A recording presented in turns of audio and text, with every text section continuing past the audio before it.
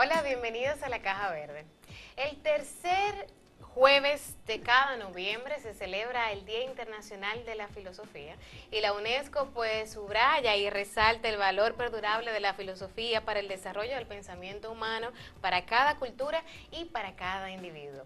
Y justamente para hablar de la filosofía me encuentro con un profesor de filosofía y director de posgrado y de humanidades de la UAS, el señor Francisco Acosta. Hola.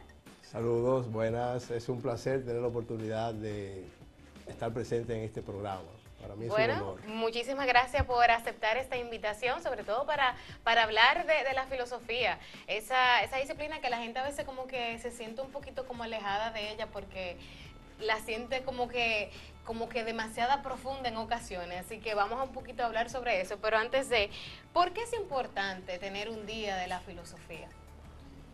Es importante a raíz de una consideración de la UNESCO, en el sentido de que el pensamiento de la humanidad hoy en día es un pensamiento light, un pensamiento ligero, un pensamiento Sui generis, como dicen por ahí. basado en un enfoque postmoderno, en donde cualquier cosa vale, cualquier idea vale. La UNESCO ha tratado de rescatar lo que es la visión de un pensamiento crítico, un pensamiento orientado hacia un razonamiento lógico, una estructura de carácter ética que conlleve a un comportamiento del ser humano moral que no riña precisamente con el afecto y los valores de la sociedad. Y entonces vemos que sí es importante destacar precisamente el quehacer filosófico como un orientador de lo que es la sociedad hoy en día. Para quienes no están pues cercanos a la materia y quizás no recuerdan las clases que tomaron de filosofía, a ver si podríamos resaltar cuáles son los objetivos que tiene esta materia. Bueno, en principio, etimológicamente, la misma palabra filosofía nos marca un objetivo fundamental: amor por el saber. Amor, sabiduría, filo, amor, Sofía, sofo, saber, sabiduría.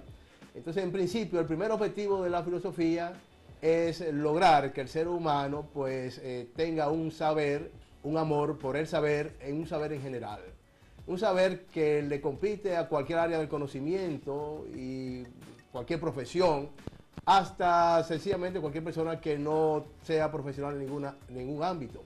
Por ejemplo, temas como la muerte, o la vida, o temas como la felicidad. La verdad. La verdad, son temas que no importa la orientación profesional del cual uno sea, aún el hombre, lo que se llama el hombre con sentido común, tiene preocupación por estos temas. Entonces, por eso hay filósofos que entienden que realmente de una u otra manera todos los seres humanos somos filósofos, porque de alguna manera todos buscamos la verdad, todos buscamos, amamos el saber, en algún momento que quisiéramos comprender los fenómenos que nos ocurren o que ocurren en nuestro alrededor. Entonces, esa reflexión de carácter sistemática, racional, que hacemos en torno a cualquier actividad humana, es lo que llamamos filosofía y constituye el objeto fundamental de estudio de la filosofía. Hay nuevas preguntas en estos tiempos, me imagino que como hemos evolucionado, el ser humano pues se ha asombrado de otras cosas y tendrá, me imagino, otras preguntas que no fueron las iniciales de los primeros filósofos. Las preguntas filosóficas son eternas, surgen con la capacidad de asombro del ser humano y aparecen, no importa la formación del ser humano, esas preguntas filosóficas siempre van a aparecer. Empezó con el hombre en la comunidad primitiva, cuando asombrado de los fenómenos de la naturaleza se preguntaba de dónde venía la lluvia, de dónde venía el trueno, de dónde venía el relámpago. Ya ahí aparece la primera manifestación y preocupación filosófica del ser humano. Claro, aparecen alrededor de estas preguntas claves, por ejemplo, sobre el origen del mundo, sobre el origen de la vida, sobre la muerte, qué hay después de la vida. Son preguntas que se hizo el hombre en la comunidad primitiva, se hizo el hombre en la sociedad esclavista, en la sociedad feudal, y todavía hoy en día sigue siendo una gran incógnita. Alrededor de estas preguntas, podríamos llamar unas preguntas ejes, que atraviesan toda la historia del pensamiento humano, vemos que sí, que hay otras preocupaciones. Por ejemplo, las preocupaciones hoy en día son preocupaciones por la naturaleza, por ejemplo, preocupaciones por los desastres ecológicos que hoy tenemos, aunque ya los primeros griegos, los presocráticos, tenían esta preocupación por la naturaleza, pero era más bien una preocupación de carácter teleológico, por ejemplo, de dónde venía, de qué estaba constituida la naturaleza, si estaba constituida de materia, cuál sería esa primera materia que daba origen a todo lo existente. Ya hoy la preocupación por la naturaleza es una preocupación de carácter ético, Claro. de convivencia con la naturaleza y de qué manera el quehacer humano está afectando, está contribuyendo a modificar sustancialmente el entorno natural. Entonces vemos que sí hay preguntas que son las mismas, pero adquieren diferentes matices dependiendo de la coyuntura y del momento histórico en el cual nosotros estemos viviendo. Por ejemplo, en la Edad Media, esas mismas preocupaciones filosóficas, esas mismas preguntas filosóficas tenían una connotación teológica. Es decir, tenían una finalidad de crear un hombre para Dios. Entonces, las respuestas que se le daban a estas preocupaciones filosóficas estaban orientadas por la religión. Y ahí veíamos entonces cómo la filosofía estuvo subordinada durante mucho tiempo a la teología. Pero ya en la modernidad, la preocupación ha sido más bien una reflexión sobre la ciencia. Y vemos cómo la filosofía sirve de plataforma a las preguntas que el científico se hace para luego buscarle respuesta en la realidad, de manera objetiva. Vemos entonces que hay un matrimonio obligado entre lo que es la filosofía, el saber filosófico y el saber científico, que no se pueden separar, van de la mano, en donde la filosofía suministra las preguntas, la capacidad de formular preguntas, y la ciencia pues intenta buscarle respuesta a estas preguntas. Respuestas estas que en la Edad Media, por ejemplo, la podía dar desde una perspectiva religiosa, hoy se da desde una perspectiva científica. Y vemos entonces que sí, lo que ha matizado un poco el desarrollo del pensamiento filosófico ha sido el tipo de respuesta que se le dan a esas preguntas que son de carácter permanente. Hay algo que la gente identifica rápidamente con la filosofía, y es que hay personas que la describen como abstracta, como ajena y como algo demasiado profundo como para ponerme a pensar. Ese es el pensar que tienen muchos. Usted como director de posgrado y profesor de filosofía, ¿qué piensa de estos pensares? Bueno, esa preocupación está más ligada a la filosofía académica, a la filosofía que se trabaja desde las universidades, pero ya dijimos que la filosofía es consustancial al todo quehacer humano. Por tanto, el carácter abstracto de la filosofía viene dado en la capacidad del ser humano de razonar en torno a todo que tenga que ver con el quehacer humano. Y ahí vemos que sí, que requiere de un nivel de abstracción, porque ahí va a estar la diferencia entre la filosofía y la religión. Los dos se preocupan por las mismas preguntas.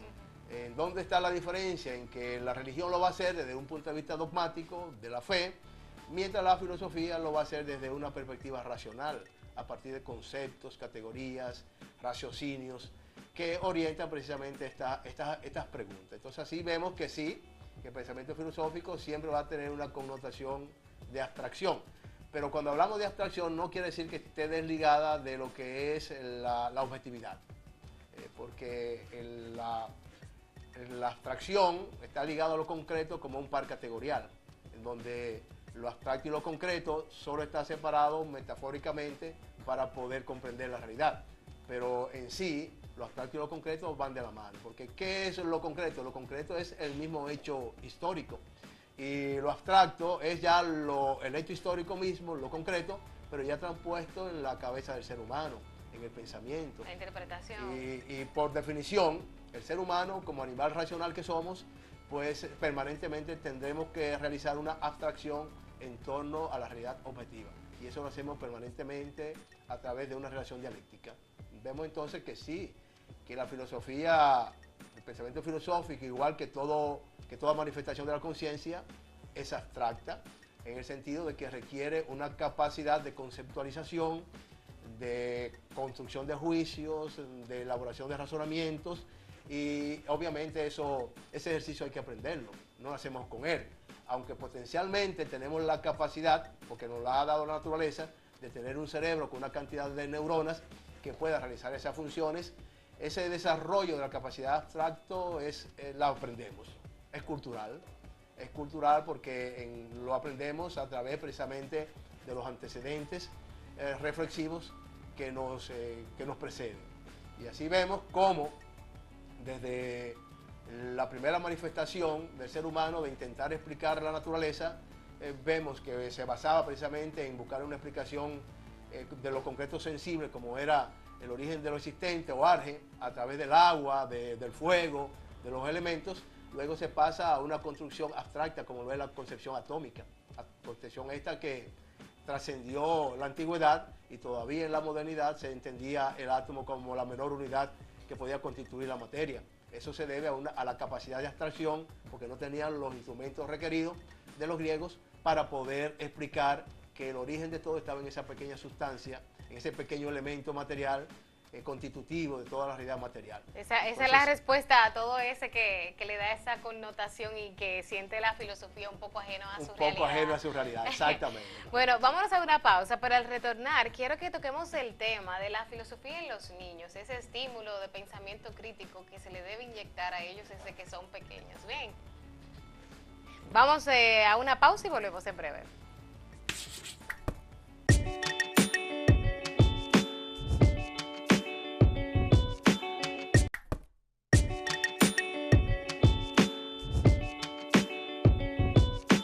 Estamos de vuelta en la Caja Verde con el profesor de filosofía Francisco Acosta y damos una pregunta en el aire. Los niños, esas esponjitas que adquieren todo lo que uno le da, ¿cómo uno podría a ellos sumergirle o adentrarlo en la filosofía para estimularle ese pensamiento crítico? Quizás no tan profundo como ya lo tiene un adulto, pero ir cultivándolo desde la niñez. Si partimos del criterio, como ya lo establecimos anteriormente, de que la filosofía implica capacidad de asombro y por tanto elaboración de preguntas, vemos que los verdaderos filósofos son los niños. Las niñas. Porque no importa lo que le respondamos a un niño, siempre ellos tendrán otra pregunta. Y todo es ¿por qué? ¿Por qué? ¿Por qué? Porque la capacidad de asombro del niño se agota cuando se agota la paciencia de los padres. Yo diría, ya, eso es así porque es así, ya no hay que preguntar más. Ahí se agotó la capacidad de pregunta del niño. Sin embargo, Matthew Lipman, un filósofo norteamericano, especialista en lógica, que había estado en Europa y que regresó a Estados Unidos después de la Segunda Guerra Mundial, él descubrió en sus clases de lógica en la universidad que los estudiantes tenían un serio problema con la lógica y con lo que era la reflexión. Y en una investigación que realizó, llegó a la conclusión de que el problema no estaba en las universidades, que el problema estaba en la educación primaria, con los niños. Porque si a los niños se les enseñara un pensamiento lógico, crítico, si les enseñara una educación en valores, si se les enseñara un método para descubrir, para producir conocimiento, cuando esos niños llegan a la universidad, ese problema de enseñarle a pensar estaría resuelto. Entonces, él descubrió o propuso un método que se llamó el método Lipman de enseñanza de la filosofía para niños. Método este que ha sido exitoso en Estados Unidos y se está poniendo de moda en Europa y hoy en día en América Latina, incluyendo República Dominicana, la Escuela de Filosofía, cuando yo fui director de esa escuela, propusimos el primer diplomado sobre filosofía para niños, orientado precisamente a profesores y maestros en servicios, el cual fue muy interesante y de donde surgió una propuesta de una maestría en filosofía para niños que está en carpeta y probablemente empiece en enero o en febrero del año próximo. Se me ha dicho filosofía para niños, es que le vamos a enseñar filosofía a los niños, es que le vamos a enseñar a Platón, a Sócrates. No, no se trata de eso, no se trata de una historia de la filosofía, sino se trata de un método para enseñar al niño a pensar. Y Lipman hablaba de la creación de unos cuentos para niños, no unos cuentos donde participen los niños, porque a veces confundimos los cuentos para niños, aquellos cuentos donde hay niños. Claro. Y no necesariamente los cuentos donde hay niños sean cuentos para niños, sino que atendiendo el nivel de madurez del pensamiento del niño, se le puede entonces construir, elaborar historias que le lleven a construir un razonamiento lógico. Ya luego, a través de una serie de preguntas que están al final de la historia, el profesor puede ir motivando a la inducción, a la deducción, a la analogía, al niño, y así podemos desarrollar un pensamiento crítico en el niño. Pero lo mismo se puede hacer con la ética. No se trata de darle un curso de ética, conceptualizar la ética, sino que el niño aprenda a hacer abstracción, partiendo de su caso concreto, a construir valores. Valores que le permitan compartir el espacio social, ecológico, natural, con su entorno, sin que esto riña precisamente con su quehacer individual. Entonces ahí vemos que sí, se hace necesario e importante que al niño se le eduque filosóficamente hablando. Y creo que este método Littman es un método exitoso y creo que aquí en República Dominicana, por primera vez en la historia, tenemos la opción de estar a la vanguardia de lo que se está discutiendo en el mundo hoy en día en materia filosófica. Porque este es un método novedoso, un método de reciente, apenas estamos hablando que Littman lo propuso a finales de los años 60 en Estados Unidos y que hoy en día pues muchos países están a la vanguardia de manera exitosa con este método. ¿Cuál es la matrícula en el estudio de la filosofía aquí en República Dominicana? ¿Es alta? Bueno, esa es siempre una curiosidad. Varias personas me han dicho, me han hecho esa pregunta. Realmente el atractivo de la filosofía como carrera, como profesión, no es mucho. Porque sobre todo no es una carrera de la llamada carrera del mercado. No es una carrera en donde hay una demanda laboral, en el sentido de que estamos en una sociedad de libre mercado, en donde lo que se produce es para el mercado. Entonces se tiene que la educación es un producto para un mercado.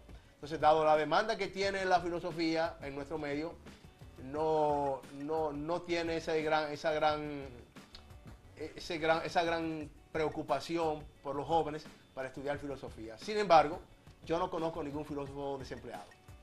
Bueno, eso es bueno resaltar. Los pocos que hay realmente han logrado colocarse de manera exitosa en los espacios laborales, sobre todo a nivel de asesorías, a nivel de investigación, a nivel de la docencia. Creo que es un espacio que tiene vigencia. Tiene vigencia y creo que tiene que ser una necesidad de colocarse la filosofía en el mercado laboral, sobre todo a través de la educación. Porque si estamos aspirando que la filosofía vuelva a la educación media, a la educación básica, tenemos que formar los cuadros profesionales que van a enseñar la filosofía. Y yo pienso que una vez se haga esa inversión, vamos a tener una gran demanda. Ustedes como profesionales de la filosofía, ¿cómo hacen para incentivar a los chicos en el bachillerato a que se acerquen a la filosofía y sobre todo de ese panorama de que quizás muchos le dan miedo? Bueno, si estudio filosofía es probable que mañana yo sea desempleado y no es lo que quiero. Sin embargo, va muy divorciado a lo que nos acaba de explicar de que casi todos están en el mercado laboral. Entonces, ¿qué incentivación ustedes le podrían dar a esos chicos que están en los colegios, que están en cuarto bachillerato, que quieren estudiar filosofía y quizás hasta no tienen el apoyo de sus padres en la casa justamente por lo ya expuesto? Bueno, lo primero y lo intentamos hacer cuando fuimos director de la Escuela de Filosofía, es promover la filosofía en el bachillerato. Pienso que como hay un desconocimiento total de qué es la filosofía, de hecho se le enseña física, matemática, lengua española, ciencias naturales, pero cuando el estudiante viene a la universidad no ha oído mencionar nunca la filosofía como una profesión. Claro. Yo pienso que hay que retomar mediante charlas, conferencias, participación permanente en las escuelas para promover el saber filosófico. Yo pienso que esa es una manera de recuperar los espacios a nivel profesional. ¿Cómo se entera la gente de que existe la filosofía? Eso es interesante. Generalmente se hace por cuenta propia. Los estudiantes que tenemos en filosofía, según entrevistas que hemos hecho con algunos de ellos, nos dice que descubrieron a través de otros estudios de que la filosofía era importante, a través de los aportes que algunos filósofos habían hecho en esa área del conocimiento. Sintieron la curiosidad, se pusieron a indagar, a investigar y vieron entonces que no podían comprender otras disciplinas sin una base filosófica. Y por eso decidieron estudiar filosofía. De suerte que ha sido precisamente por cuenta propia las personas que se han inscrito en la carrera.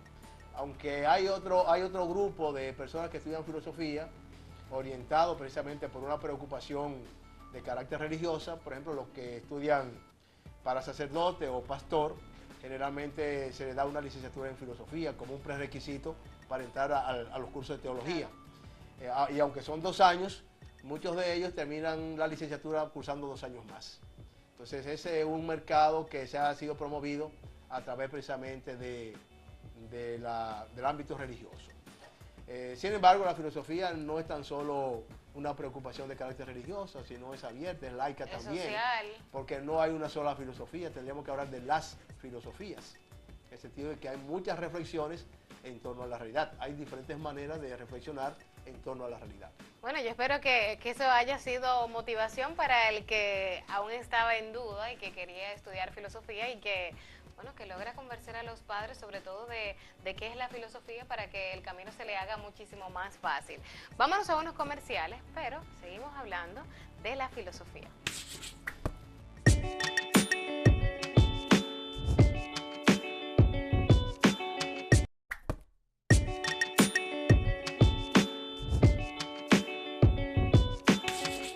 Estamos de vuelta en la Caja Verde hablando de la filosofía, ya que el tercer jueves de cada noviembre se celebra el Día Internacional de la Filosofía. Y bueno, estoy con Francisco Acosta, un profesor de filosofía y también director de posgrado y humanidades de la UAS. ¿Cuáles son las actividades que se realizan para celebrar el Día Internacional de la Filosofía? Desde que se celebró el primer jueves, el tercer jueves de cada mes, se dio inicio como el Día Internacional de la Filosofía, el Día Mundial de la Filosofía. En República Dominicana, la Universidad Autónoma de Santo Domingo, a través de su Escuela de Filosofía, el Instituto Bonó, la Comisión de Filosofía y Epistemología de la Academia de Ciencias, la Escuela de Filosofía de la Pucamaima, de la Pontificia Universidad Católica Madre y Maestra, nos hemos unificado y celebramos diferentes eventos. En esta ocasión se va a celebrar un congreso, el primer congreso sobre hermenéutica. Esto es un evento organizado esta vez por la Escuela de Filosofía de la Universidad Autónoma de Santo Domingo y apoyado por las otras instituciones que ya hemos mencionado, y tendrá precisamente la participación de hermeneutas a nivel internacional y local con diferentes exposiciones. Es decir, que tendríamos realmente un banquete en el ámbito filosófico orientado ahora hacia una especialidad en el ámbito filosófico que es la hermenéutica. Si nos podrías explicar qué es la hermenéutica. Bueno, la hermenéutica es una disciplina, un área de la corriente filosófica que tiene que ver con la interpretación del discurso filosófico, científico del ser humano. Interpretación no tan solo a través del discurso, sino de la visualización de las imágenes también. Ustedes saben que la realidad objetiva no tiene sentido en sí mismo, sino es a través precisamente de un discurso interpretativo que le dé explicación y caracterización a esos símbolos que son expresados ya sea a través de la palabra o a través de los objetos. En el caso de los artistas, a través de las imágenes. Claro. Entonces, el especialista en hermenéutica se encarga precisamente de darle continuidad a estos mecanismos mediante el cual se realizan estas interpretaciones simbólicas y del lenguaje. ¿Este congreso solamente está orientado para personas que hayan estudiado filosofía o para el público en general que tenga interés en él? Es para el público en general, porque recuerde que la interpretación del discurso es para todo. Un médico tiene que saber hermenéutica para poder interpretar los símbolos del paciente. Un artista tiene que saber hermenéutica para poder interpretar precisamente los diferentes símbolos que trabajan en el arte. Entonces vemos que todos los profesionales de cualquier área tienen cabida en este congreso y les invitamos a que se acerquen a la Escuela de Filosofía para que participen en este gran evento. ¿Cuándo será? Eso será ahora durante la Semana Mundial de la Filosofía. Ok, ¿y cuáles serán los días, el horario para que las personas se vayan adecuando ahí en casitas que quieran participar del congreso? Ya tenemos el miércoles, martes y miércoles, previo al Día Mundial, al tercer jueves de este mes. Ahora mismo no tengo exactamente los días, pero será un evento del día completo, que en esa tercera semana, martes y miércoles, la tercera semana ahora estamos hablando ya de la semana próxima. Claro. No estamos hablando que estamos muy lejos. O sea, que se vayan preparando para que puedan pedir, solicitar información en la UAS. Eso se va a celebrar ahí en el Auditorio Manuel El Cabral de la Biblioteca Central de la UAS. Los días martes y miércoles de la semana que viene. Bueno, ahí está, hemos hablado pues bastante de la filosofía para aquellos que la dieron y quizás no la recuerdan, para aquellos que quizás no la conocen, de una forma bastante llana se ha explicado sobre ella y sobre todo para aquel que tiene curiosidad, para que pueda participar de este congreso, no solamente que sea conocedor de la filosofía, sino de cualquier área que eso, la filosofía es parte de la sociedad, ¿verdad? Y de cada ser humano. Es consustancial al ser humano. No existe un ser humano que no tenga vocación filosófica. El solo hecho de hacernos preguntas, ya estamos filosofando. De hecho, decía un filósofo italiano, Antonio Gramsci, que todos los seres humanos somos filósofos. Ahora, ya una cosa es la filosofía académica. Claro. Ya esa es otra cosa que hay que Que hay que estudiar y tirar página para la izquierda. Pero por la preocupación, por el saber, creo que todos los seres humanos somos seres racionales, lo cual somos portadores de una lógica, tenemos un comportamiento ético porque todos nuestros actos son actos morales, tenemos preocupación por el conocimiento porque de alguna manera u otra pues no podríamos vivir sin el saber, sin el conocer. Entonces vemos que las ramas fundamentales de la filosofía son de interés del ser humano en sentido general. Sobre todo para aquellos que se sienten ajenos a su realidad, le hemos dado aquí las pautas para que ya se adentren un poquito más en la filosofía. Muchísimas gracias por venir a la Caja Verde y compartir este momento con nosotros y sobre todo también de unirnos a la celebración del Día Mundial de la Filosofía. Muchas gracias a ustedes por realmente invitarnos y le estamos muy agradecidos por tanto en ámbito personal como por el ámbito de la filosofía, por permitirnos llegar a ese gran público que ve este programa. Muchas gracias nuevamente. Y ustedes, síganos a través de las redes sociales. Estamos en @lacajaverderd, tanto en Instagram como en Facebook y en todas las redes como @acentotv. Hasta la próxima.